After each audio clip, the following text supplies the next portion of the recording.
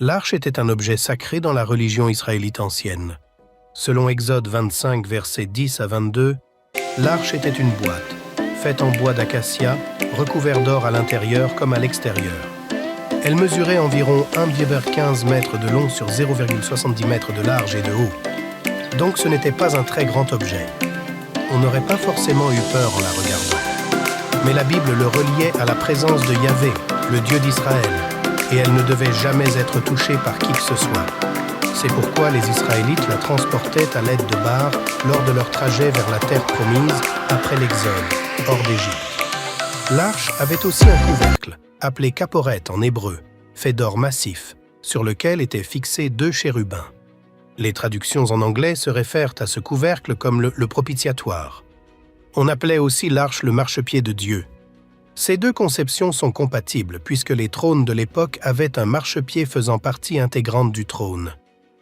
L'arche étant l'objet le plus sacré pour les anciens Israélites, on peut se demander ce qu'il est advenu de l'arche d'alliance. Tout le monde parle de l'arche d'alliance, et il existe toutes sortes de théories sur sa localisation actuelle, il y en a à peu près 6. La première est que certains pensent qu'elle a été emmenée en Éthiopie par Ménélik durant l'apostasie de Salomon, mais cela peut être réfuté. Il y a en fait un mystère autour de l'arche de l'Alliance qui a été perdu après l'arrivée des Israélites en terre promise. On sait par une Roisse que l'arche a finalement été installée dans le temple de Salomon durant le règne de ce dernier. À partir de ce moment, cependant, le silence et le mystère entourent son destin. La deuxième théorie veut qu'elle ait été prise par Shishak, d'après 2 Chroniques. C'est sur cette prémisse qu'a été tourné le film parodique « Les aventuriers de l'Arche perdue ». Certains chercheurs avancent que la raison pour laquelle l'arche n'apparaît pas dans les récits de l'invasion de Nebuchadnezzar, ainsi que celle de la destruction du temple israélite, est tout simplement parce qu'elle n'y était pas. Ils pensent que l'arche aurait été retirée du temple avant l'invasion de Nebuchadnezzar. Il y a 2 événements qui pourraient correspondre à cette théorie. Le premier se trouve dans 1 Roi 14, 25-26, où il est écrit qu'au temps de Roboam, roi de Juda à Jérusalem, la 5e année du règne de Roboam, Shishak, roi d'Égypte, monta contre Jérusalem. Il prit les trésors de la maison de l'Éternel et les trésors de la maison du roi. Il prit tout. C'est la théorie reprise dans le film Les Aventuriers de l'Arche perdue, avec le rebondissement que l'arche était conservée à Tanis en Égypte avant d'être ensevelie sous une tempête de sable. Cette théorie a des partisans car il est logique que l'arche ait fait partie des trésors du temple, et le texte dit que Shishak prit tout. Mais des problèmes émergent avec cette théorie. Shishak, dans le récit biblique, est présumé être Shoshank d'Égypte, dans la chronologie standard de la monarchie israélite et de l'histoire égyptienne. Les noms peuvent se ressembler, mais certains spécialistes ne croient pas qu'ils soient compatibles d'un point de vue linguistique. En outre, il existe un certain nombre de contradictions entre le récit de l'invasion de Juda par Shoshank et celui de la Bible, notamment le fait que Jérusalem elle-même ne figure pas parmi les villes de la liste des sites conquis par Shoshank. Enfin, plus tard dans l'histoire biblique, après l'époque du raid de Shishak, l'arche se trouve apparemment toujours à Jérusalem, comme en témoigne la prière d'Ézéchias dans la Bible. La prière suggère qu'Ézéchias prie à proximité et dans la direction de l'arche. Si tel est le cas, la vision de l'invasion de Shishak s'effondre. Les trésors emportés de la maison de l'Éternel dans 1 Roi 14 étaient apparemment de l'or et de l'argent.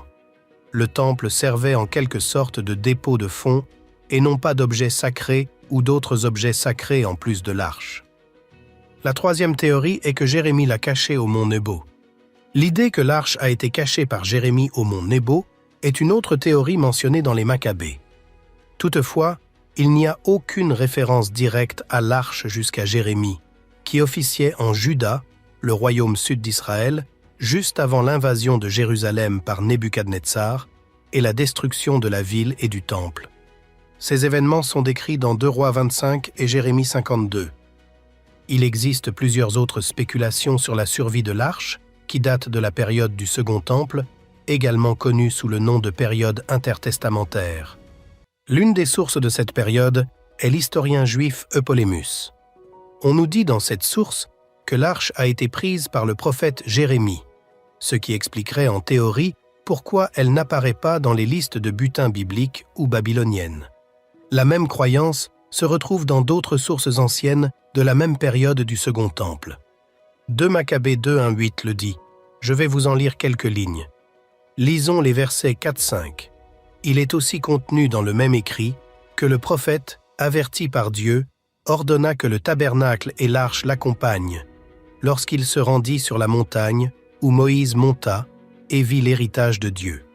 Jérémie y parvint et trouva une caverne profonde dans laquelle il déposa le tabernacle, l'arche et l'autel des encens, et il en ferma l'entrée.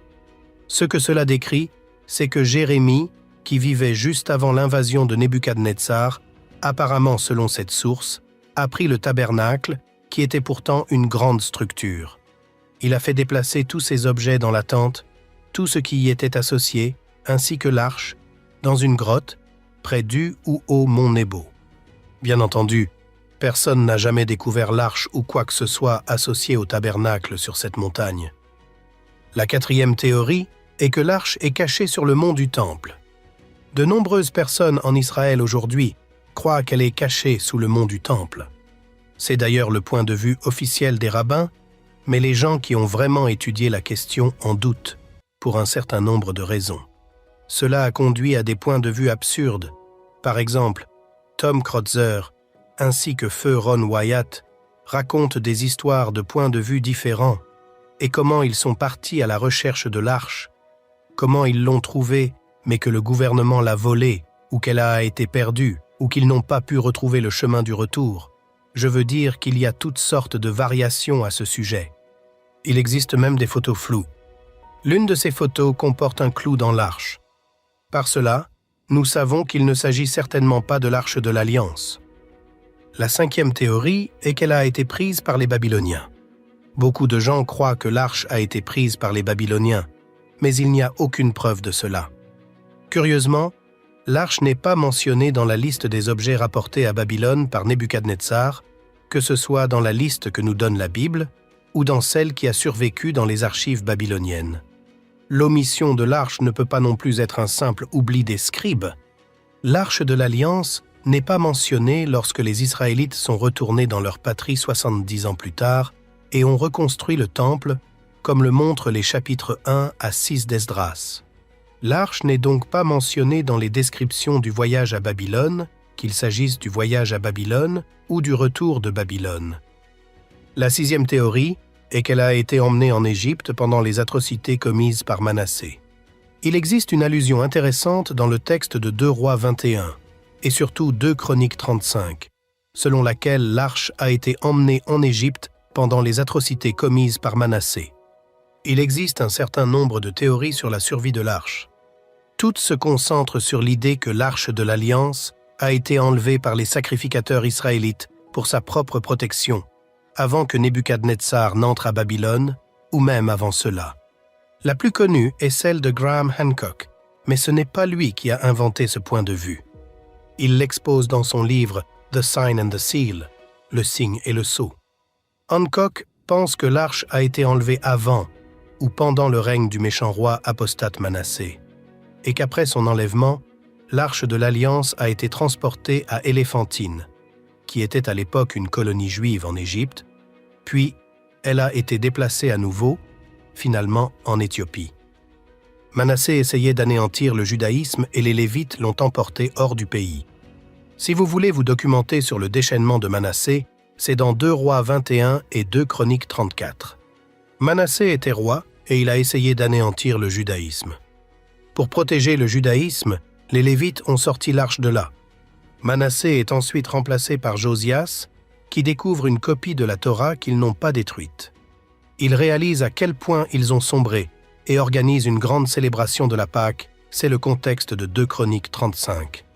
Dans ce chapitre, nous avons des passages étranges sur Josias et Pharaon Nécho, que nous examinerons dans un instant, et je vais vous suggérer de faire un lien très clair avec le trésor éthiopien du chapitre 8 des Actes des Apôtres.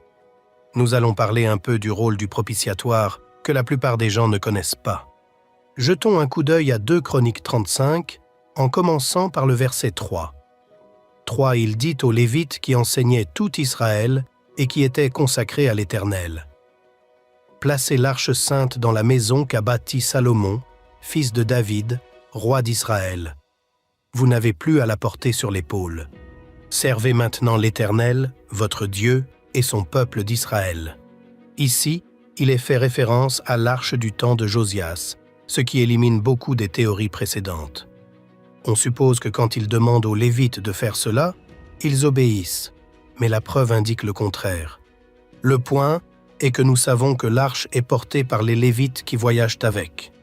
Et pourquoi tout cela se passe-t-il? Vous n'avez plus à la porter sur l'épaule. C'est intéressant. Il n'est pas dit que les Lévites ont obéi. Apparemment, les Lévites avaient pris l'arche et le propitiatoire, que nous avons tendance à considérer comme une seule chose, mais ce sont vraiment deux objets distincts. Le propitiatoire est comme un couvercle sur l'arche de l'Alliance. Les deux sont transportés par les Lévites pour les sortir du temple, pour les faire sortir de Jérusalem, en fait pour les faire sortir du pays. Ils cherchaient protection en Égypte. Et d'ailleurs, ceci est confirmé archéologiquement. Ce n'est pas une spéculation. Je vais en parler dans un instant. Tout cela avait pour but de mettre l'arche hors de portée de Manassé, qui essayait d'éliminer le judaïsme mosaïque. Ce que vous rencontrez si vous creusez cette piste, c'est une légende promue en Éthiopie qui n'est pas vraie. C'est la légende de Ménélik. La légende qu'ils promeuvent est à peu près celle-ci. La reine de Saba rend visite à Salomon. Et à cette époque, l'Éthiopie incluait l'Arabie saoudite. Donc la reine de Saba était éthiopienne.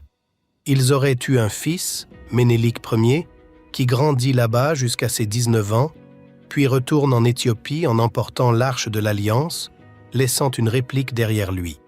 C'est la légende. On se demande alors, pourquoi l'Éthiopie? Pourquoi l'aurait-il amené là-bas s'il y avait déjà une colonie juive à Éléphantine en Égypte? Pourquoi l'avoir déplacé en Éthiopie? Eh bien, la réponse courte est l'histoire de Salomon et de la reine de Saba. La théorie veut que la reine de Saba soit originaire d'Éthiopie et qu'en lui rendant visite, Salomon lui aurait donné, selon 1 Roi 10-13, tout ce qu'elle désira. Hancock pense que c'est une façon cryptique de dire qu'il l'a mise enceinte. Selon la légende racontée dans le Kebra Nagast éthiopien, qui signifie la gloire des rois, la reine de Saba a un enfant de Salomon et l'appelle Ménélik Ier. Lorsque l'arche a été sortie du temple pour éviter sa profanation, elle a finalement été amenée en Éthiopie parce que la lignée de Salomon était présente dans ce pays. Salomon était un descendant de David, à qui Dieu avait promis le trône dynastique selon 2 Samuel 7. Ils auraient gardé cet objet pendant plus de 24 ans. C'est la version éthiopienne. Cette légende ne vient pas de nulle part.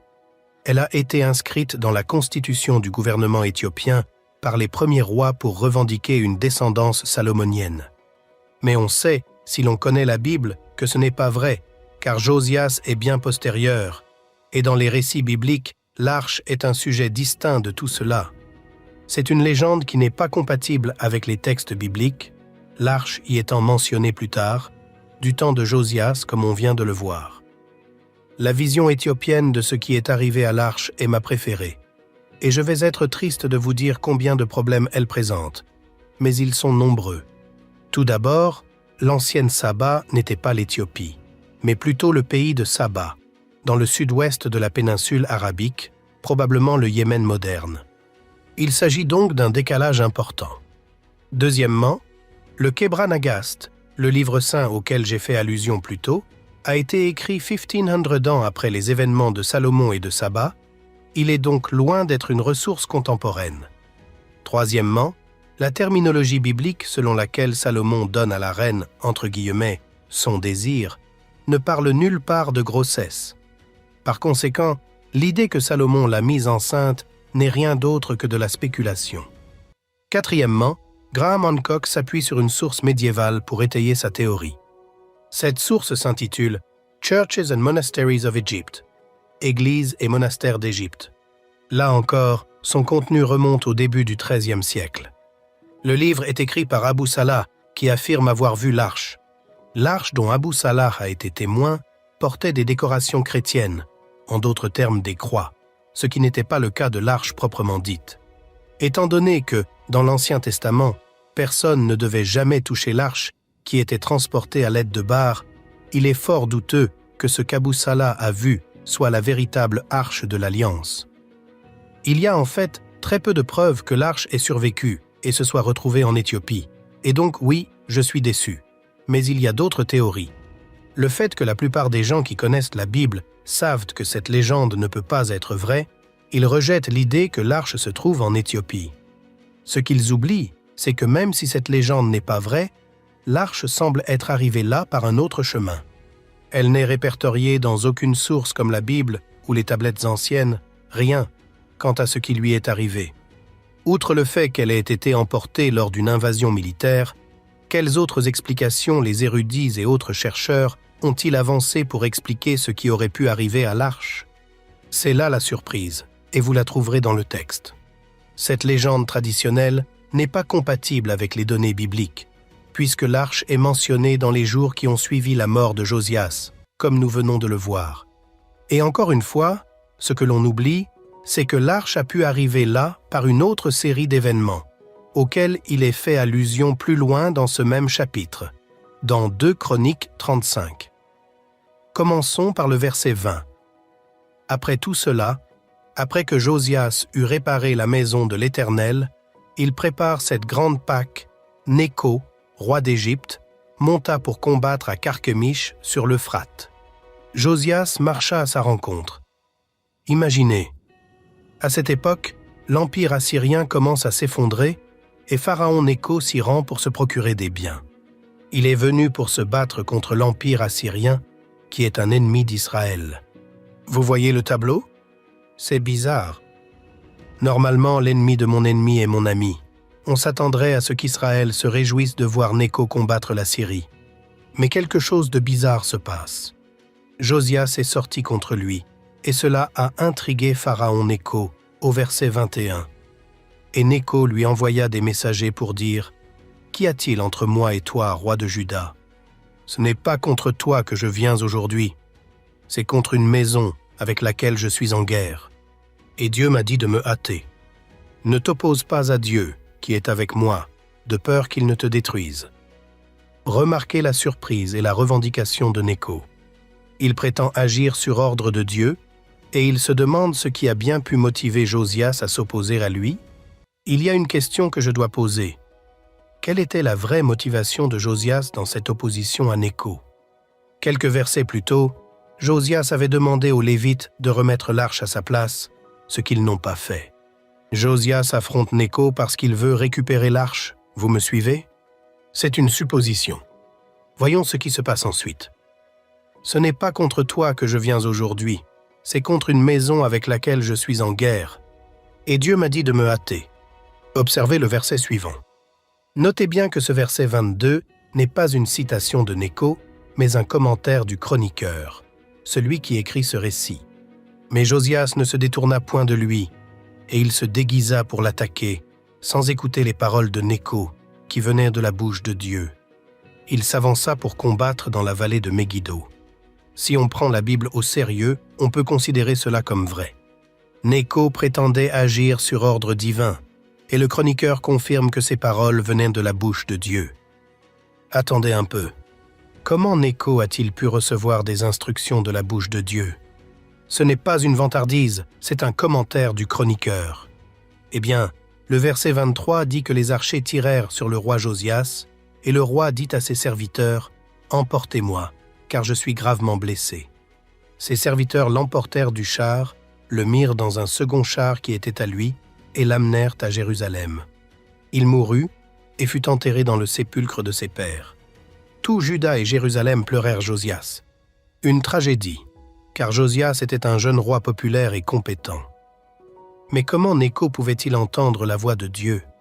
Parce que les Lévites avaient installé le tabernacle sur l'île Éléphantine, qui était la résidence principale de Nécho à l'époque. De la bouche de Dieu. Encore une fois, retenez que le verset 22 est la déclaration du chroniqueur, pas de Nécho. C'est crucial. Quelles sont les questions ici?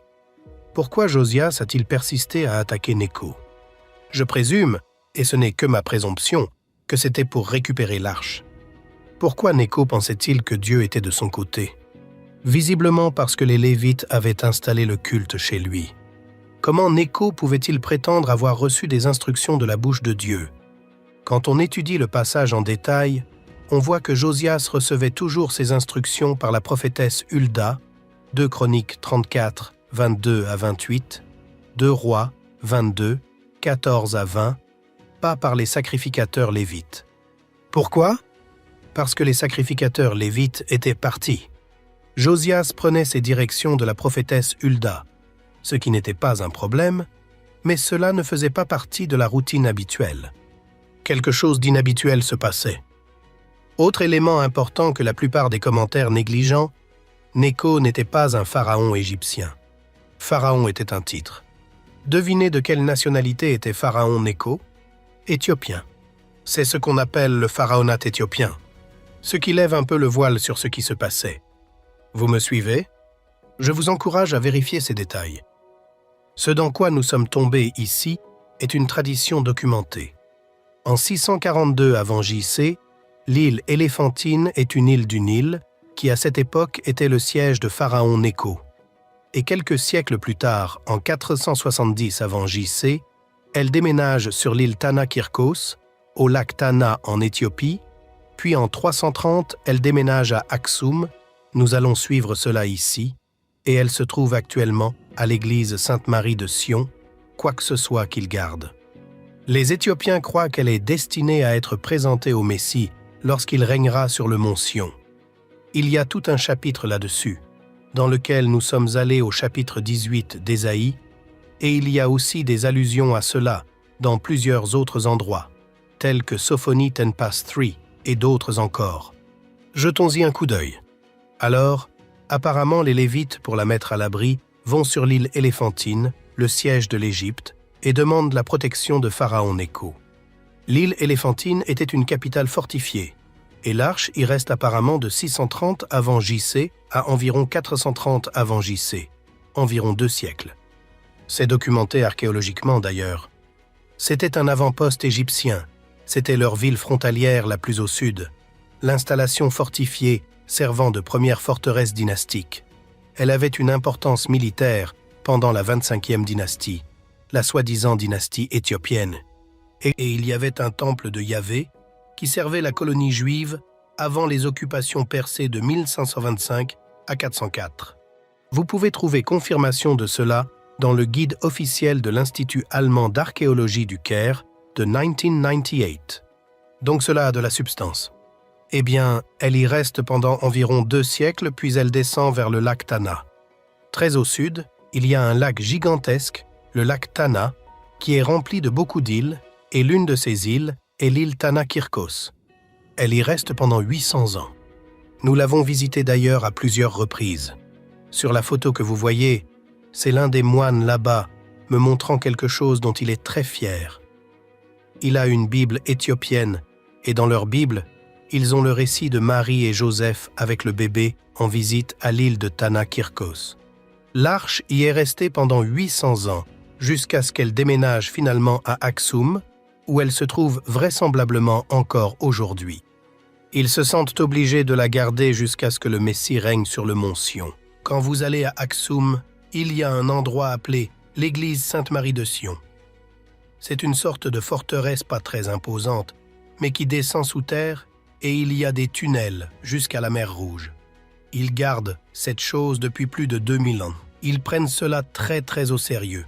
Donc, une confiance continue, une histoire sacrée de 2400 ans, une relique sacrée gardée par les Éthiopiens depuis son séjour sur l'île Éléphantine, puis sur l'île Tana-Kirkos du lac Tana, et son emplacement actuel dans son complexe à Aksum. Ils se croient chargés de la remettre au Messie quand il régnera au mont Sion, et c'est ce qui les motive. La dernière théorie vient des sources du Second Temple, qui prennent une tournure dramatiquement différente. Une source du Second Temple, par exemple, dit que l'Arche de l'Alliance a été pillée. C'est tiré du 2e livre d'Esdras 10, 22, Esdras 2, qui n'apparaît que dans certaines versions de la Bible. Pourquoi dirait-il cela?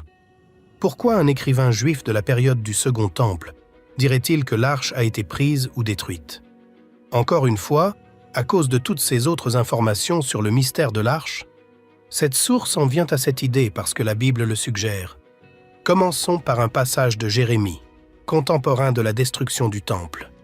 Dans le livre de Jérémie, le prophète imagine un jour dans un avenir lointain où les exilés de Juda qui sont sur le point d'être emmenés à Babylone par Nebuchadnezzar pourront retourner dans leur patrie, et il écrit, et c'est tiré de Jérémie 3:14-16, « Revenez, enfants rebelles, dit l'Éternel, car je suis votre maître.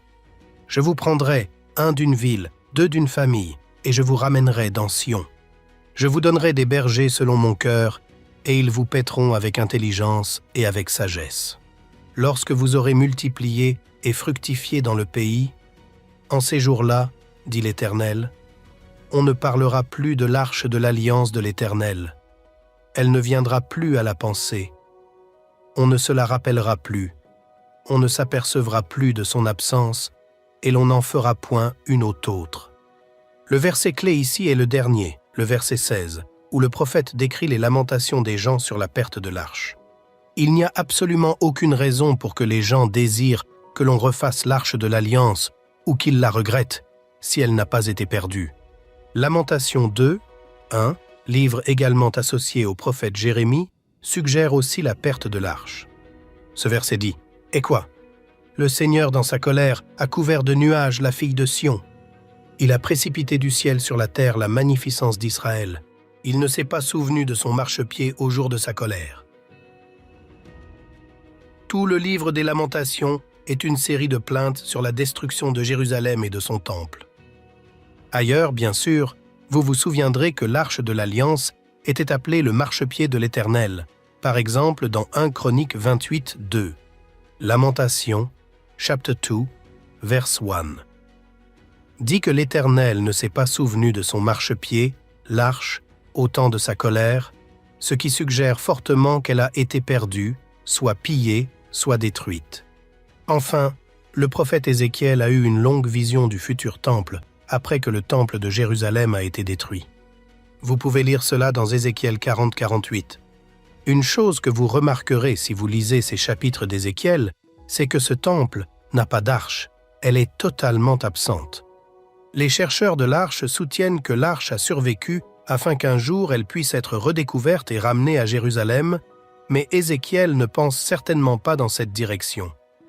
Malheureusement, le point de vue le plus cohérent, et je dirais le plus biblique, est celui que nous n'aimons vraiment pas, et qui est que l'arche de l'Alliance a été détruite, soit intentionnellement, soit peut-être accidentellement, par l'armée de Nebuchadnezzar pendant l'invasion. Je veux dire qu'il n'aurait pas nécessairement su ce qui se trouvait dans le temple, s'il l'avait simplement brûlé au hasard. Les versets que vous voyez réellement dans les Écritures, qui parlent des lamentations pour l'arche et suggèrent le sort de l'arche, pointent dans cette direction. Encore une fois, ils ne sont pas concluants, mais c'est ce que suggèrent les Écritures.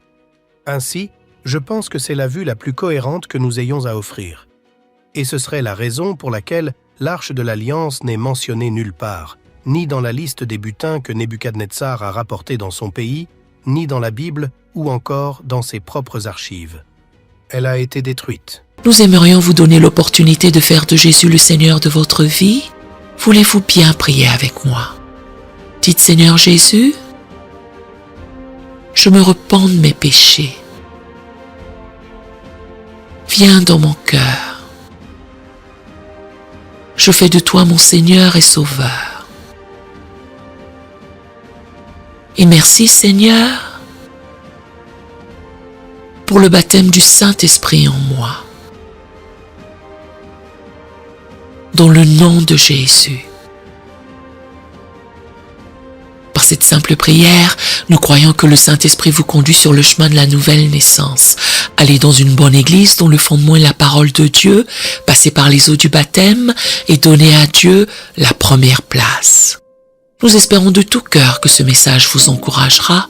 Si vous connaissez quelqu'un qui puisse être encouragé, s'il vous plaît, envoyez-le lui pour nous aider à atteindre plus de gens et à propager l'Évangile. Édifions le corps de Christ ensemble. Appuyez sur la cloche des notifications et merci infiniment de nous soutenir en vous abonnant à notre chaîne. N'hésitez pas à laisser vos requêtes de prière dans la section des commentaires. Sachez que même si vous ne voyez pas de réponse à votre requête, que ce soit sur YouTube, email, Facebook ou sur Messenger, nous avons prié pour vous. Nous invitons humblement le corps de Christ à soutenir chaque requête en écrivant une prière dans la section commentaires. Tenez-vous ferme dans la foi avec nous pendant que nous prions. Que la grâce et la paix du Seigneur Jésus-Christ soient avec vous tous et qu'il vous bénisse merveilleusement.